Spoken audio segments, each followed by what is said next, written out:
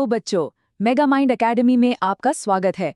आज हम समझेंगे कि इंडिया अपने डिफेंस सिस्टम में 16 indigenous laser anti drone systems क्यों ला रहा है, ये कैसे काम करते हैं और फ्यूचर वॉरफेयर में इनकी इंपॉर्टेंस क्या होगी। तो सवाल बिल्कुल सीधा है। ये जो छोटे छोटे ड्रोन्स हैं, ये एक बहुत बड़ा खतरा बन गए हैं। तो क्या इनका जवाब ये हाईटेक लेजर वेपन्स हैं? चलिए इसको आसान भाषा में आराम से समझते हैं। तो सबसे पहले प्रॉब्लम को ही समझते हैं। आखिर ये ड्रोन्स का खतरा अचानक से इतना बड़ा बन कैसे गया? देखिए, ड्रोन्स का खतरा ना काफी बढ़ गया है। क्यों? क्योंकि इनका इस्तेमाल स्मगलिंग और जासूसी से लेकर स्वार्म अटैक्स तक में हो सकता है, यानी जहां एक साथ सैकड़ों ड्रोन्स हमला करते हैं। सबसे बड़ी दिक्कत पता है क्या है? ये साइज में इतने छोटे होते हैं कि हमारे ट्रेडिशनल रेडार इन्हें आसानी से पकड़ ही नहीं पाते। और हाल ही में पंजाब और जम्मू कश्मीर जैसे बॉर्डर इलाकों में जो घटनाएं हुई हैं, वो इस खतरे की सीरियसनेस को साफ साफ दिखाती हैं। और ये मत सोचना कि ये खतरा सिर्फ बॉर्डर तक है। बिल्कुल नहीं। हमारे एयर बेसेस, न्यूक्लियर फैसिलिटीज, बड़े बड़े शहर, ये सब इनकी रेंज में हैं। इसलिए इन जगहों को प्रोटेक्ट करना एक टॉप प्रायोरिटी बन चुका है।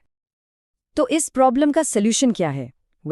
यहीं पर एंट्री होती है इंडिया के नए हंटर की, एक सुपर एडवांस्ड लेजर सिस्टम। चलिए देखते हैं कि ये आखिर काम कैसे करता है।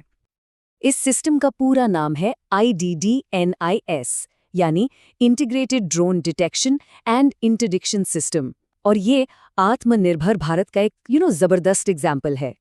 ये एक ऐसी टेक्नोलॉजी है जिसे हम डायरेक्टेड एनर्जी वेपन कहते हैं, यानी ऐसी शक्ति जो एनर्जी बीम्स का इस्तेमाल करके दुश्मन के ड्रोन को पहले तो डिटेक्ट करती है और फिर उसे नष्ट कर देती है।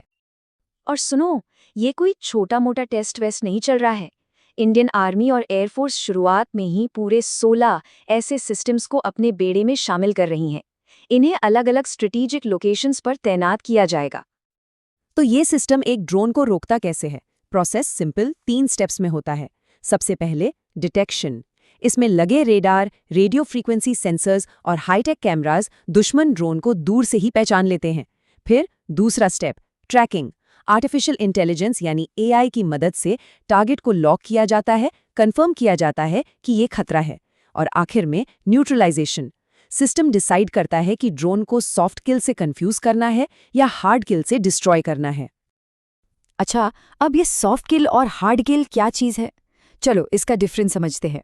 सॉफ्ट किल का मतलब है ड्रोन को फिजिकली तोड़ना नहीं, बल्कि उसके सिस्टम को कंफ्यूज कर देना।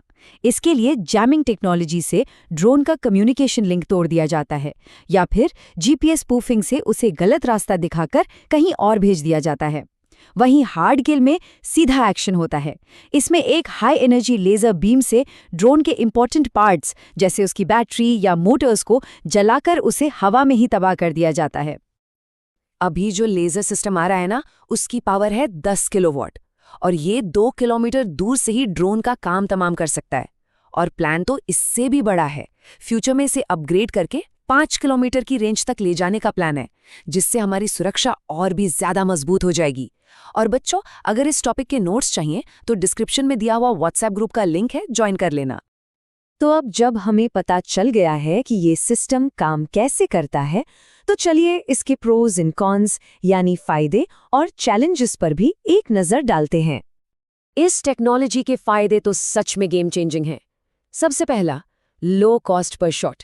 एक ड्रोन को मिसाइल से मारने में लाखों करोड़ों लगते हैं, जबकि एक लेजर शॉट का खर्चा ना के बराबर है। दूसरा, instant engagement. Laser speed of light से चलता है, यानी पलक झपकी और टारगेट खत्म। तीसरा, हाई प्रिसिजन। ये इतना एक्यूरेट है कि आसपास के एरिया में बिना कोई नुकसान पहुंचाए सिर्फ ड्रोन को टारगेट कर सकता है। और सबसे बड़ी बात, इसमें एम्यूनिशन की चिंता ही नहीं है। जब तक पावर सप्लाई ऑन है, तब तक आपके पास अनलिमिटेड शॉट्स है। लेकिन जैसा कहते हैं ना, हर टेक्नोलॉजी के अपने कुछ चैलेंजेस भी होते हैं। जैसे ये लेजर सिस्टम खराब मौसम, मतलब बारिश या धुंध में उतना इफेक्टिव नहीं होता। इसे चलाने के लिए भारी भरकम जनरेटर्स और कूलिंग सिस्टम्स भी चाहिए। साथ ही दुश्मन भी इसका तोड़ निकाल सकता है, जैसे ड्रोन्स पर ऐसी रिफ्लेक्टिव कोटिंग लगा दे जो लेजर को रिफ्लेक्ट कर दे, या फिर एक साथ इतने सारे ड्रोन्स भेज दें जिसे स्वॉर्म अटैक कहते हैं, कि सिस्टम कंफ्यूज हो जाए। तो यहाँ एक सवाल आप सबके लिए, आपके हिसाब से इस लेजर सिस्टम का सबसे बड़ा एडवांटेज क्या है? इसकी कम लागत यानी कॉस्ट या इसकी तेज रफ्तार यानी स्पीड नीचे कमेंट्स में जरूर बताइए। चलिए अब फाइनल सेक्शन में चलते हैं और देखते हैं कि ये लेजर सिस्टम इंडिया की बड़ी डिफेंस स्ट्रैटेजी में आखिर कहाँ फिट होता है। यहाँ एक बहुत इंपॉर्टेंट बात समझने वाली है कि सिर्फ एक सिस्टम काफी नहीं होता। इसलिए भारत अपने आसमान को प्रोटेक्ट करने के लिए एक लेयर्ड डिफेंस स्ट्रक्चर बना रहा है, यानी सुरक्षा की कई अलग अलग लेयर्स, बिल्कुल एक सुरक्षा कवच की तरह। तो ये लेयर्ड डिफेंस दिखता कैसा है? देखिए, पहली लेयर है सॉफ्ट किल की, जिसमें जैमर्स और स्पूफर्स से ड्रोन को कंफ्यूज किया जाता है। अगर ड्रोन इससे बच निकला तो आती है दूसरी लेयर, हमारा लेजर सिस्टम, जो उसे कम दूरी पर डिस्ट्रॉय कर देगा। और अगर कोई सुपर स्मार्ट ड्रोन इससे भी बच गया तो तीसरी लेयर में माइक्रो मिसाइल्स और गन्स तैयार हैं, जो उसे मिड रेंज में ही खत्म कर देंगी। इस तरह के मल्टी लेयर सिस्टम से बच निकलना लगभग नामुमकिन हो जाता है। तो साफ है, इन 16 स्वदेशी लेजर सिस्टम्स का आना एक बहुत बड़ा माइलस्टोन है। ये भारत के डिफेंस को ट्रेडिशनल हथियारों से आगे फ्यूचरिस्टिक डायरेक्टेड एनर्जी वेपन्स की तरफ ले जा रहा है। और ये कदम भारत को दुनिया के उन गिने चुने देशों की लिस्ट में लाता है जिनके पास ऐसी एडवांस्ड मिलिट्री टेक्नोलॉजी है जो ग्लोबल स्टेज पर उसकी ताकत को और मजबूत करता है। तो आखिर में एक सवाल छोड़कर जा रहा हूं।